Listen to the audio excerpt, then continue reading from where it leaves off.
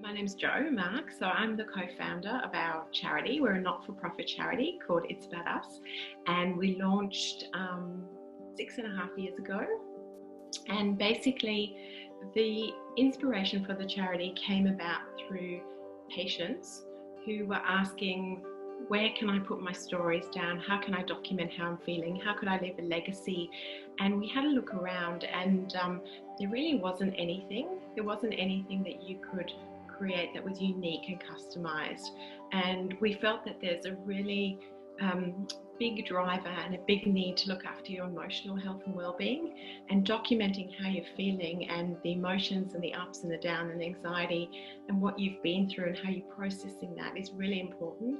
And there isn't a lot of writing tools or kind of support places where you can actually feel comfortable in a small environment and get some guide and some guidance through that process. So our mission was basically to help anyone affected by cancer by tapping into the needs of their emotional health and well-being and providing a support tool through the therapeutic benefits of writing. Everyone who comes to the workshop is in a different place regarding treatment, diagnosis, survivorship, and they have different reasons for writing their books. They have families. One of the things we go through in the workshops is there are lots of reasons to write your story, write your book, and they're all as relevant as each other, and there's no right or wrong. But a lot of people say they do it to process, to actually go through what they've been through, see how far they've come. And a lot of people do it post-treatment because there's almost like a void. You sort of stop going to your weekly or your fortnightly treatments, you're not seeing your doctors that regularly, and you're a little bit lost.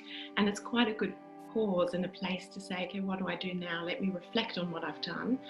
We also have people who write books to inspire others.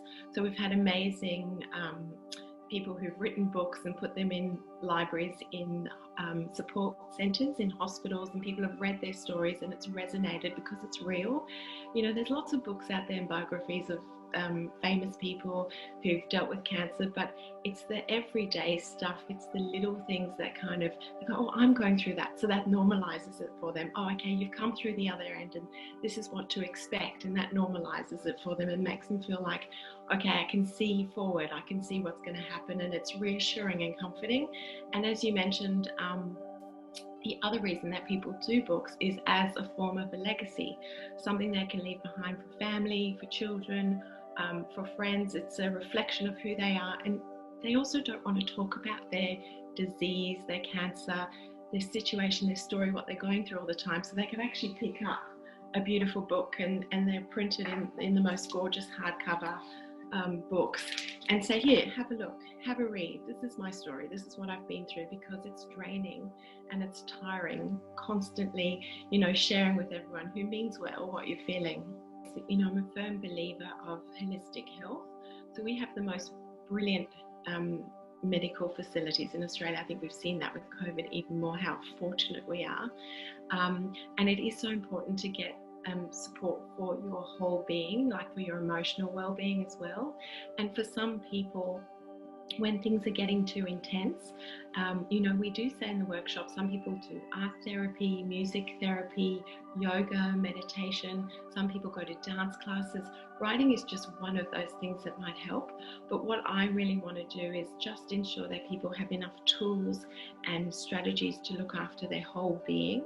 So we have professionals who kindly donate their time, and they give a talk at each session. So we have an oncology psychologist who talks about the feelings that the book might bring up, strategies, how to get help, what you could do. We have an exercise physiologist who looks after cancer patients, who gives you tips. We have a sleep coach, because sleep deprivation, sleep is a chance for our bodies to renew, to heal. She gives you a free meditation. We give you tools and tips and all, you know, a whole lot of information. We also have a dietitian to help with loss of taste, to help with fatigue, to help with diet, nutrients to fill you up and you know, get your body going from the inside. So I think all of those things are as important, just looking after every facet of you, your mental health, your sleep, your diet, your exercise. And then there's a social context, because it has been shown with anxiety and depression, socialization is a really good beneficial way to try and bring your mood up as well as exercise. So just by chatting to people every week, just by making connections, just by socializing and being in a supportive network, it's completely up to you how much you would like to let people know of your situation. It's very personal. Some people turn their cameras off, others are all there. And by the end of it, yeah, it's kind of sad when we say goodbye, which is why we have a post workshop catch up, because you do form a really strong bond. If you feel like you'd like to join a workshop, pop onto any of our social media. So itsaboutus.com.au or on Facebook and Instagram, and you can sign in. If we don't have a current session, so we've got 2 going at the moment, or next week we're starting the pancreatic cancer group, but we have one which finishes in 3 weeks. We have a waitlist facility where you can just register, and as soon as new groups open, we'll email you and invite you to join. If you don't want to do the workshops, you can download the tool and just do it at home in your own time, in private. We have a 1300 number. You can get help, you can call or email, just really whatever works for you. We're here and we'd love to support you.